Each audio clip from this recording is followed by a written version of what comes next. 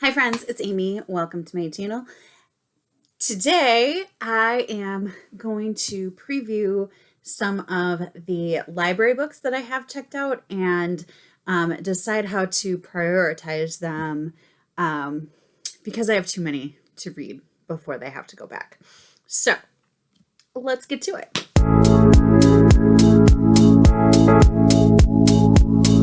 I have 6 here. And some I've had out for a while that will need to go back. Some I haven't had out that long. But I also have holds coming in as well. So I need to get some priorities straight here. So the first one is Wanderville by Wendy McClure. And I put this on hold because I found the second book when I was thrifting the other day, a couple weeks ago, and I wanted to read the first book to see if I wanted it in my classroom. And it's short. The font is pretty big. I could probably read this very quickly. What I need to decide is if I need to read it or if I just want to buy a copy of it for my classroom since I already have the second book. So it might just be more, it just might make more sense for me to just see if I can find a reasonably priced copy of this one. But this says, we ran away from a moving train. We live without parents or other adults. Interested? We accept all children in need of freedom. Any kid who escaped from a cruel home or an orphanage or some other terrible predicament can hereby become a citizen of Wanderville, a place only we can get to and where no one can get to us. It has Boxcar Children vibes. It has... I just finished it last night. The War That Saved My Life, trying to get out of a bad, terrible situation and finding out where you belong and who you belong with. It does sound really, really good, middle grade. So yeah, so there's that one. This next one is I Can Make That Promise by Christine Day. This was on my radar because Amy at A Star Reads was talking about it on one of her videos, and it sounded so good. It is about Edie, who has always known that she is half Native American. She also knows that her mom was adopted by a white couple and has no connection to her birth family. So even though Edie is curious to learn about her heritage, she realizes her mom doesn't have any answers. And it just sounded really, really good. This one is due back really, really soon. And I did put myself on the holds list for the audiobook. So this one, I think probably no matter what is going to be my lower priority just because I can listen to it. But I am interested in this one. The next one that I have is Soul Lanterns by Kusky.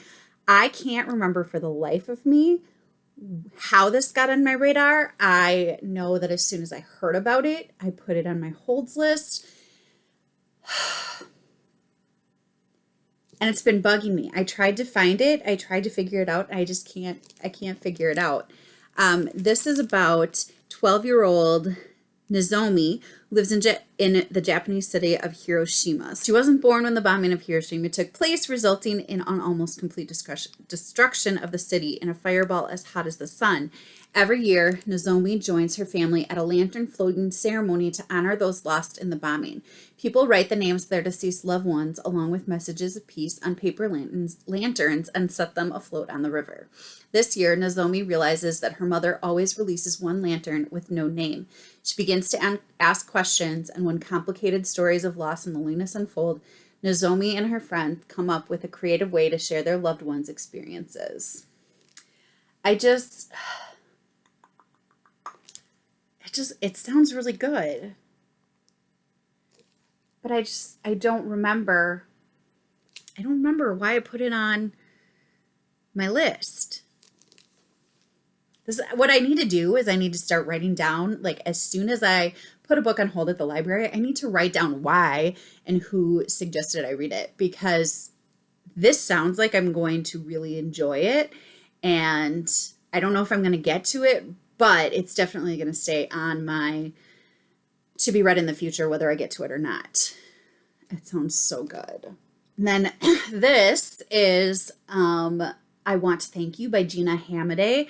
This was put on my radar by Danny at Spinelli Speaks.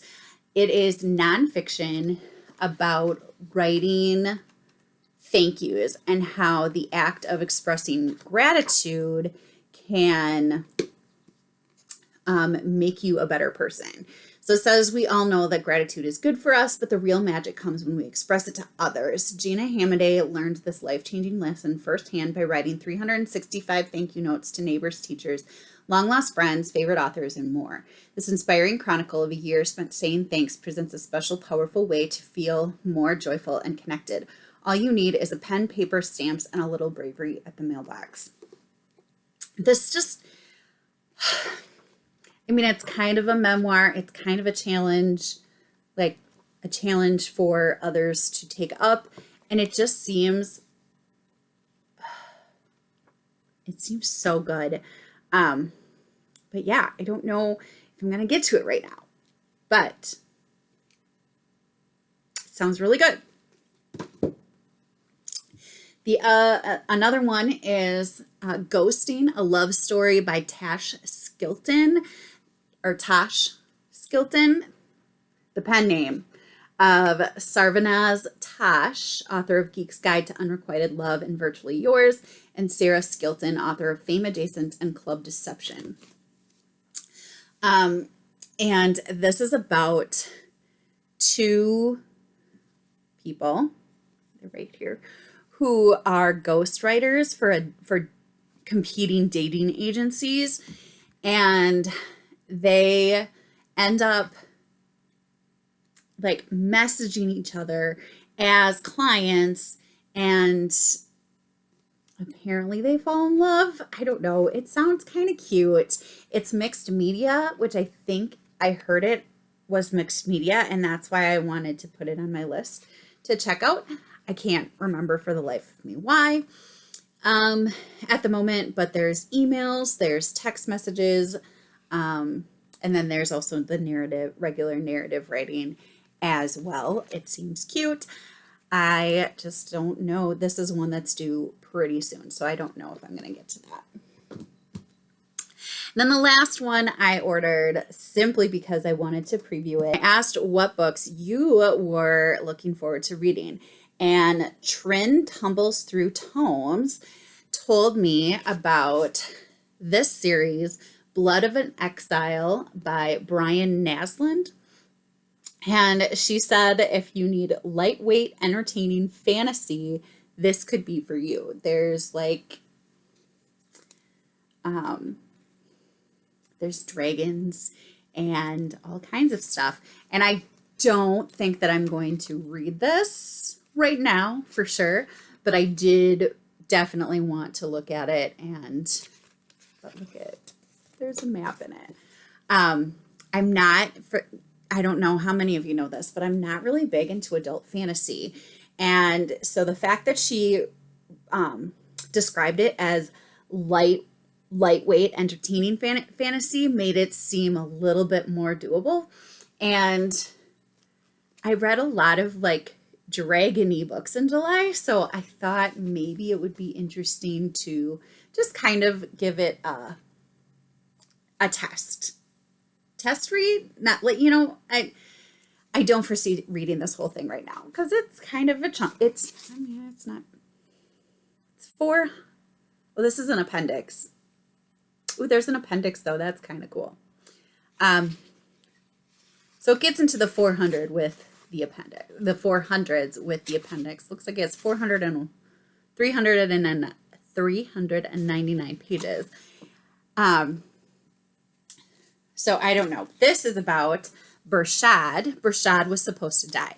Bershad stands apart from the world, the most legendary dragon slayer in history, both revered and reviled. Once he was Lord Silas Bershad, but after a disastrous failing on the battlefield, he was stripped of his titles and sentenced to one violent, perilous hunt after another. Now he lives only to stalk dragons, slaughter them, collect their precious oil, and head back into the treacherous wilds once more. For years, death was his only chance to escape, but that is about to change. It sounds intriguing. It is apparently a trilogy.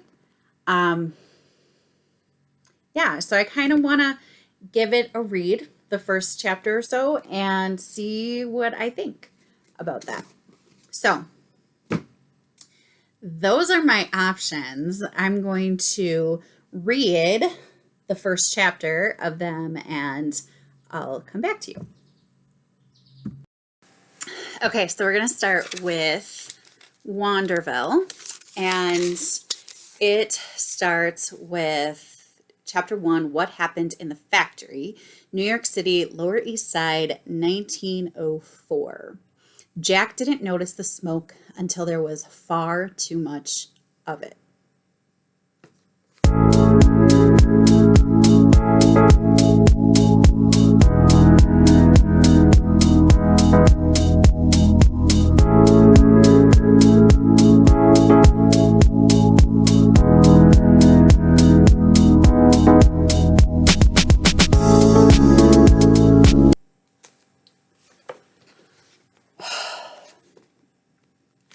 Man, this one gets into the action right away. We have Jack,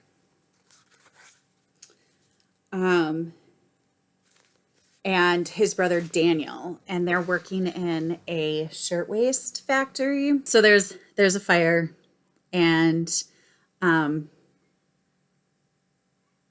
only one of the two survive. That's chapter 1.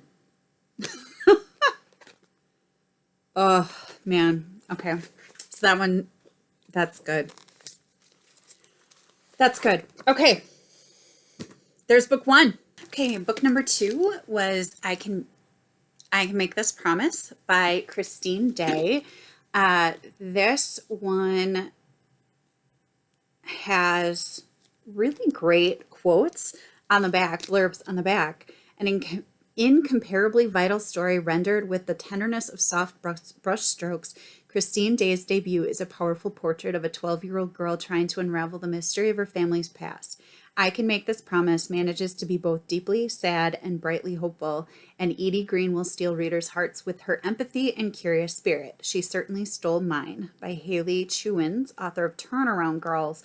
And then Tracy Sorrell, who's from the Cherokee Nation, says Day's novel brings an accessible, much-needed perspective about the very real consequences of Indigenous children being taken from their families and Native nations. The absence of one's tribal community, loss of culture, and lack of connection to relatives have ripple effects for generations. All right, and the first sentence in the prologue is, I never thought of myself as different until my first day of kindergarten. Let's see.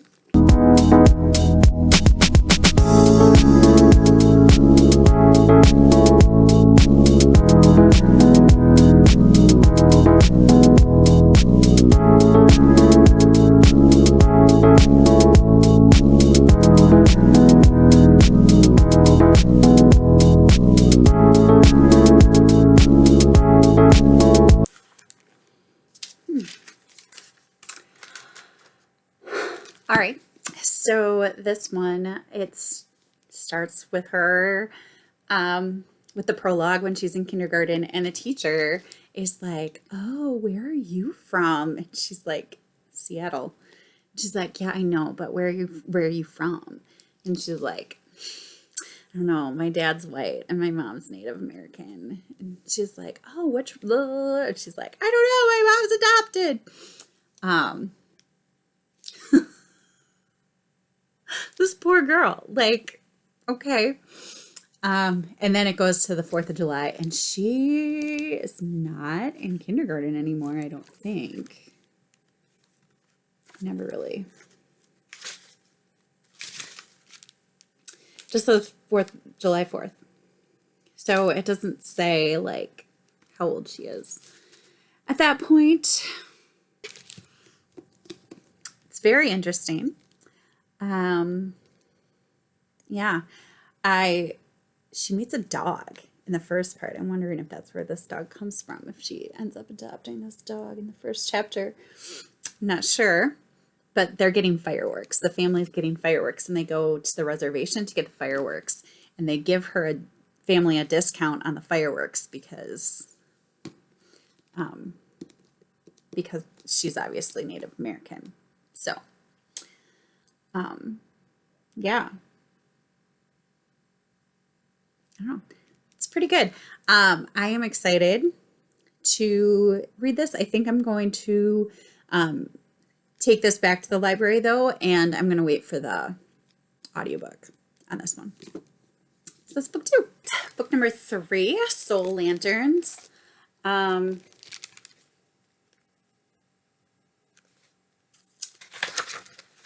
By Shaw Kuzki. Translated from the Japanese by Emily Balistrieri. I'm very sorry. That's probably wrong. All right. So this one starts with a prologue as well. When the sunlight fades on August 6th, the lantern floating begins by the bridge. I like that beginning. Let's see.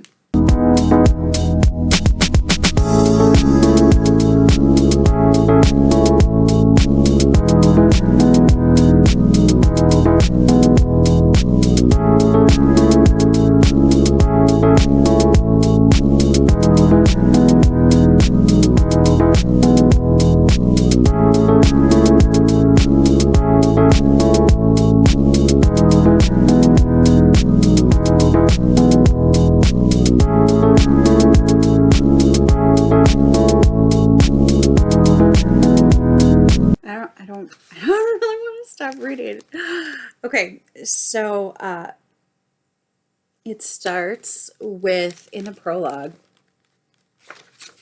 in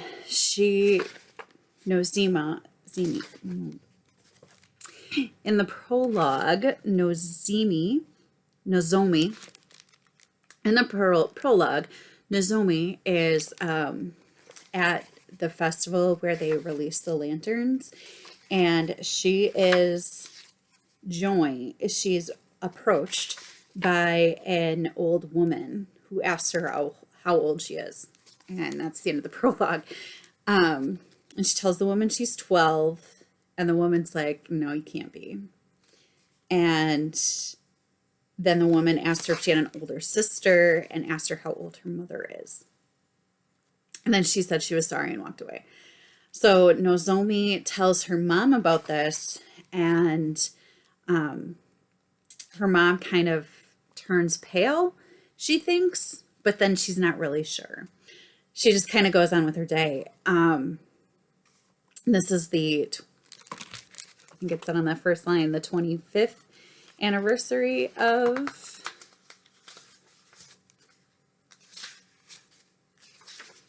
it's the 25th anniversary of the bombing. So she definitely was not around, but it talks about how people still 25 years later are looking for people that they lost because of the bombing. And her father had two sisters that were killed in the bombing, and her father's former wife was killed in the bombing. But then he came back and remarried, and then had Nozomi and Nozomi's little brother. So So those are the 4 lanterns that are the 3 lanterns that are usually released by their family, but then there's a 4th one that doesn't have any name on it at all. And so she's talking about how she doesn't understand what that is. And that is chapter 1. That's a whole lot of stuff happening in there. This one's going to be good. I almost wonder if it would be better if I tried to find an audio of it, just because there are a lot of Japanese names and I don't want to mispronounce them. But, man, this one's looking good. So, we'll see. This is I Want to Thank You by Gina Hamaday. How a year of gratitude. What is it? How a year of gratitude can bring joy and meaning in a disconnected world. So I don't really know how to. So each chapter is a different group that you can show gratitude to. So there's charity, neighbors, friends, parents, health, home, food, travel, career, books, family, love, and then looking back.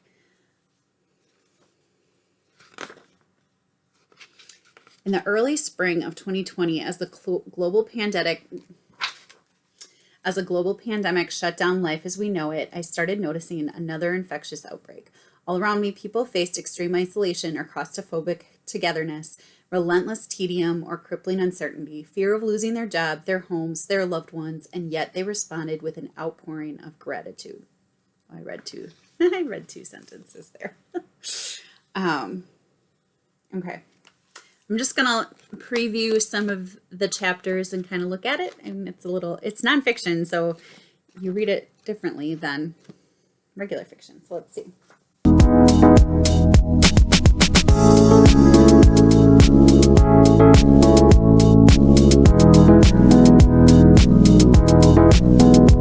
Okay.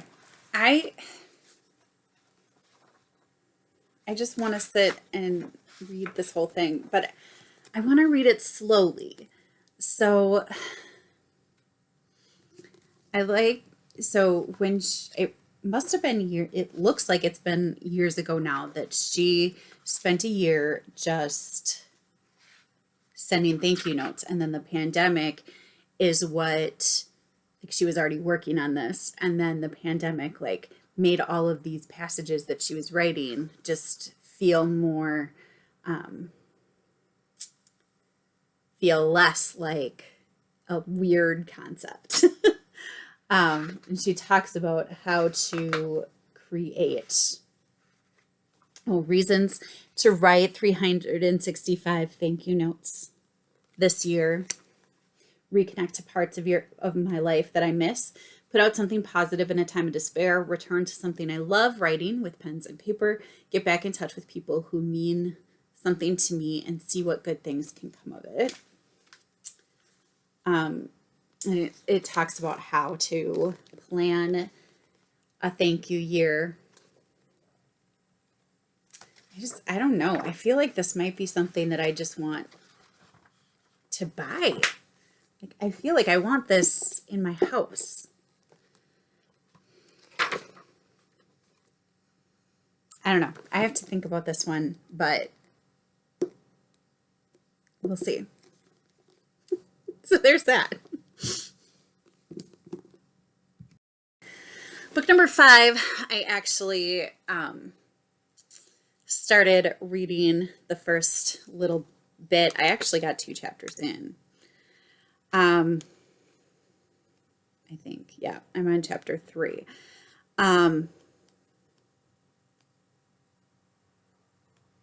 It's kind of cool. It's got the mixed media with letters, emails, text messages.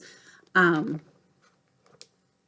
concept premise behind it seems a little weird to me. But yeah.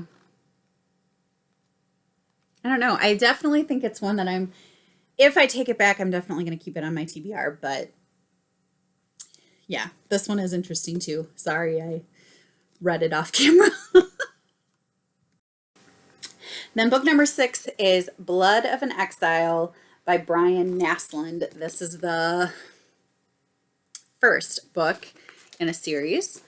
I already showed the map.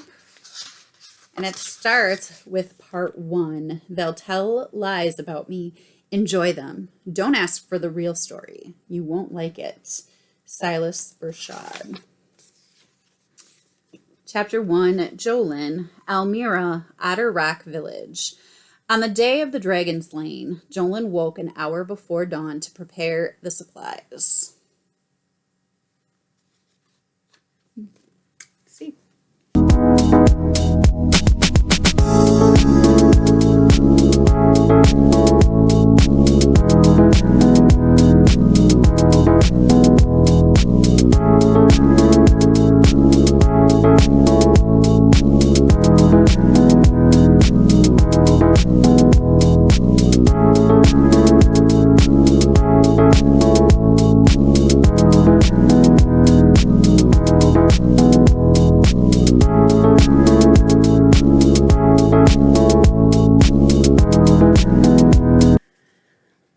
I'm going to stop there. I read 20 pages.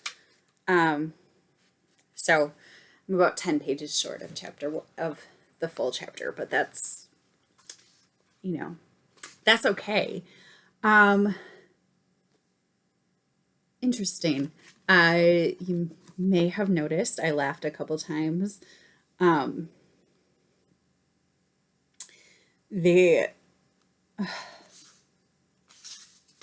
So Jolin is the focus of this chapter.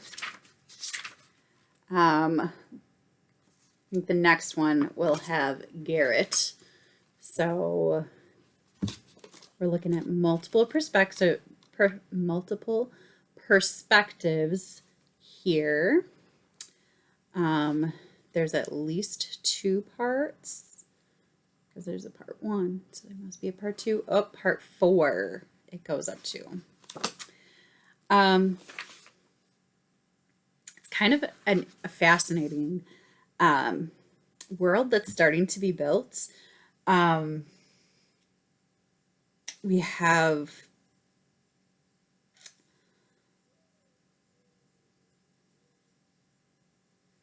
the Dragon Slayers are given that position because they've done something wrong. So the goal is to not be a Dragon Slayer. There's this kind of banter between the characters that I've met so far.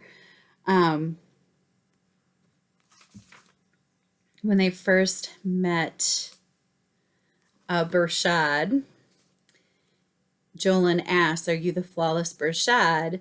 And he growled, "I am the late and hungover Bershad. Where's Rowan?" I don't know who that is. Generally, it's him that wakes me up, not a strange child.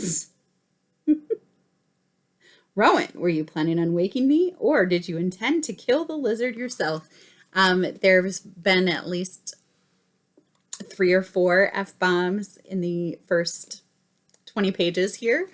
So it's, I mean, that's not going to stop me from reading the book, but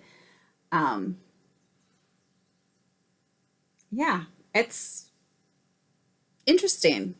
I'm going to keep it on my TBR list, but I think I'm going to take it back. I don't think that I'm going to read it now, but definitely seems like something that I would like to read in the future. So thank you Trin tumbles through tomes for putting this on my radar. I think at some point this might be a series I would like to read. Awesome. All right, so I have 2 books here that I am planning on taking back, and 4 books that I'm not sure about.